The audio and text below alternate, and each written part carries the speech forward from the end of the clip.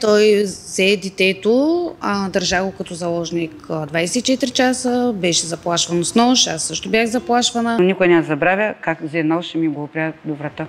За съжаление, в последно време ескалират случаите на домашно насилие. Аз виках, молех се и не се обаждаха. Гледаха ме с такова презрение, все едно аз им преча да мина спокойно по улицата. Хората не трябва да свикват да живеят с усещането, че те са виновни и че те получават един вид този акт на насилие, защото те са сгрешили с нещо. Колко по-бързо насилника бъде изведен от тази среда, препятстван да извърши тежко посегателство, това е още по-добре за самите жертви.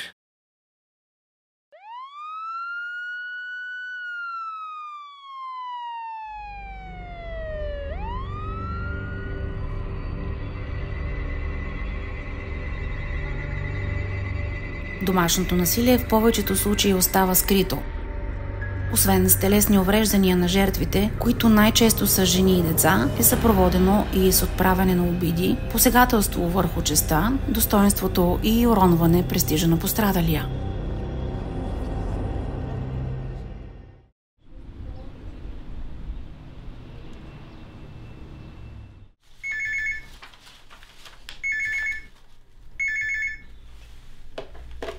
Инспектор Стоянов, районно управление Шумен. Госпожо Митева, слушам ви.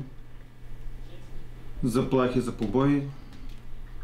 Може да ни очаквате на адреса. Вкъщи ли сте си? Да, след малко ще пристигна на адреса. Здравейте, господин Димитров. Току-що на служебния ми телефон получих сигнал за осъществено домашно насилие. Ще се нуждая от съдействие на екип на районно управление Шумен за посещаване на адреса. Има ли информация да е пострадала и ще има ли нужда от спешна помощ? Няма данни да е пострадала, но има издадена заповед за защита.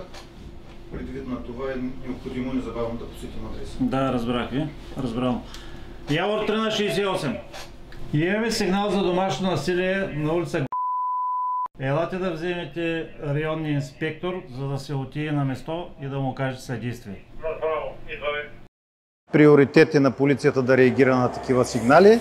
Разбира се, преценяваме всеки случай по-отделно, няма два еднакви случая. В случая имаме издадена заповед за защита, действаме изключително бързо и адекватно, реагираме, за да изчистим на случая на насилие и съответно тъжителката да бъде спокойна за живота и здравето си.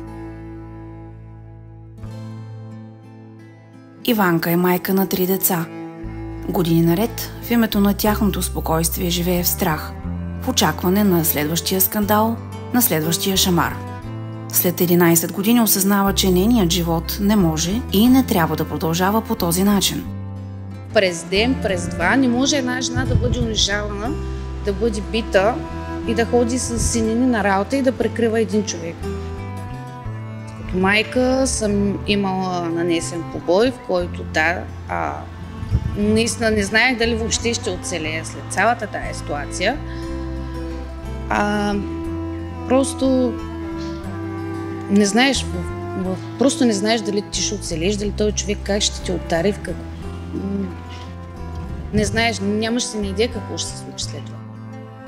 Домашното насилие се счита предимно за семейен проблем. Точна статистика на пострадалите няма, защото много от тях се срамуват или страхуват да признаят какво са преживели. Първо и най-основно страха.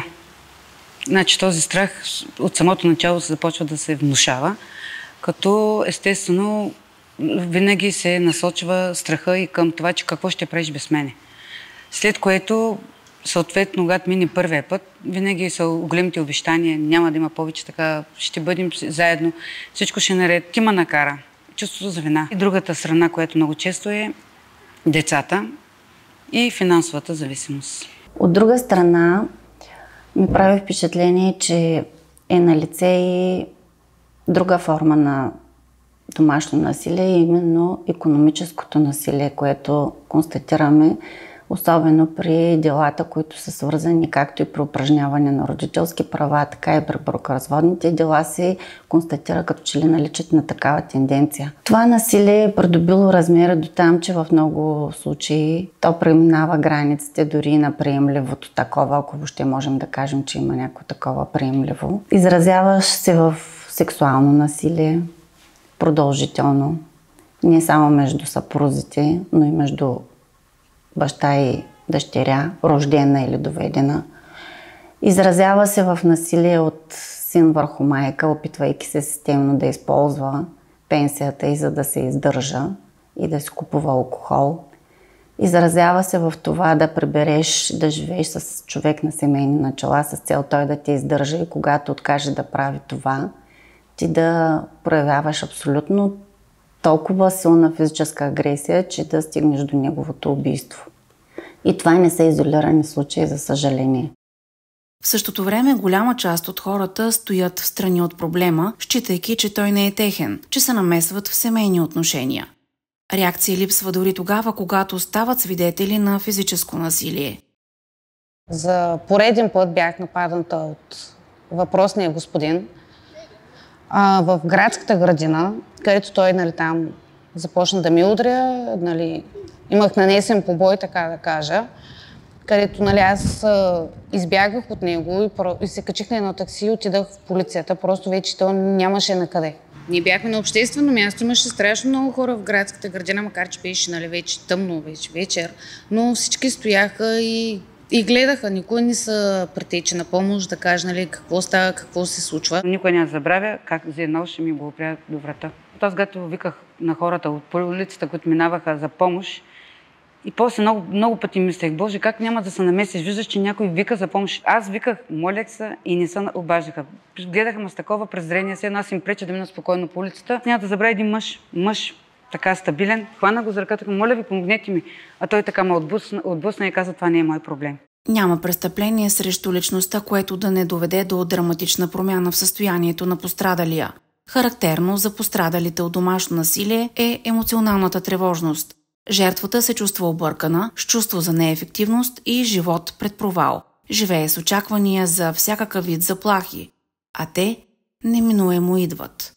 Той взе детето, държа го като заложник 24 часа, беше заплашвано с нож, аз също бях заплашвана.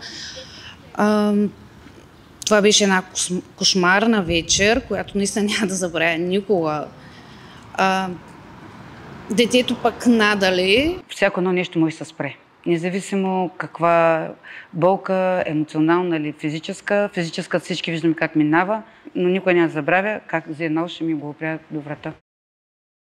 Като част от правоохранителната система, полицията има превантивна и възпираща роля. При извършване на домашно насилие, пострадали, близки, познати или съседи трябва да потърсят съдействие от полицията, защото тя реагира незабавно. Отидах в полицията, където те отреагираха там, мога да кажа, моментално.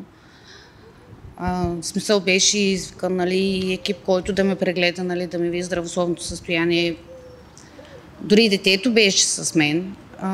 Просто те са хора, които отреагираха на момента, когато аз подадах сигнала срещу него, той беше задържан, след това си взех детето, пренесах се да живее на село при майка ми. След изтичането му на срок от 24 часа, той се обади, каза, аз ще се променя, тези неща няма да се повтарят повече. А тези неща в немалко случаи се повтарят.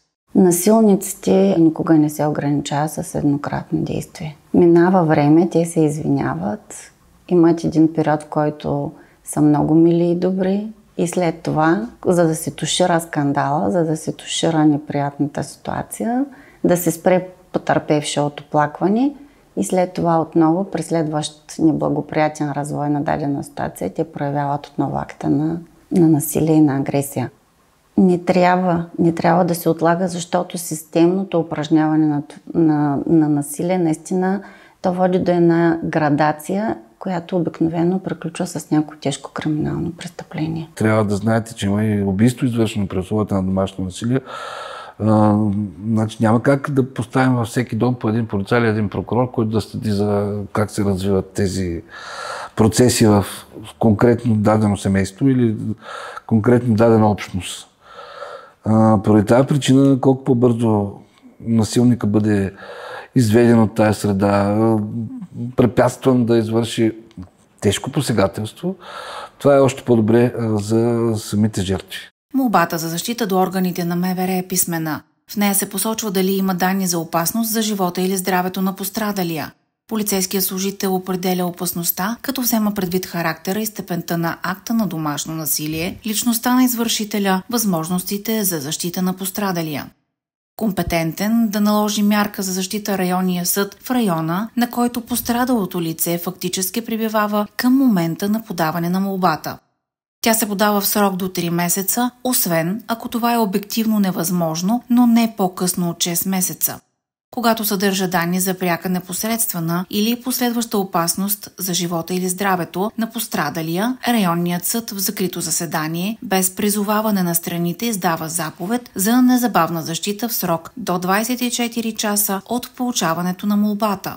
Есента на миналата година бях седя докладчик по наказателно производство, внесено за убийство при условията на домашно насилие. Имаше данни по делото, че многократно през годините, откакто живеят на семейни начала, тя упражнявала домашно насилие над съжителката си. Включително тя е пускала сигнали до органите на МВР. Сигналите бяха проверявани. След това се е отказвала от подадените сигнали. Търсила е подкрепа и при своите близки. Те са й оказвали такава, но тя, в крайна сметка, той ходи, извинява и се и тя се връща отново при него. В един момент обаче тя отказва да му даде пенсията, която е получила. Следва жесток побой. Побоя толкова садистично извършен. От събраните доказателства по делото се оказа, че много продължи часове наред с травми, причинени по цялото тяло, с начупени ребра, кости, с прежизнено нанасене на изгаряния по тялото с цигари и е изчаквал през цялото време, за да види и да изчака нейното настъпването на фаталния край. Това е едно убийство за мен, извършено наистина по много садистичен начин и то спрямо човек, за който той твърди, че е допуснал грешка и заради това е трябвало да бъде наказан. За 2 години назад мога да ви посоча, че вече имаме 4 дела. Т.е. това са убийства, извършени в условията на домашно насилие, като 3 от тях са с влезли сила присъда. Едното е с 15 години лишаване свобода, другите 2 за 19. А последното 4 е с наказание, което съда прие нашите факти и постанови доживотна присъда. Това са наказания, които въобще не са леки. Са най-тежките по българския наказателен закон. Всички тия престъпления, както вече посочих, са престъпления от общ характер. Така че затова казах, че прокуратурата разполага с инструментариум, с който да си върши работата. Често свидетели на това, което се случва в семейството, стават децата. Когато пораснат, има риск да повторят този модел на поведение.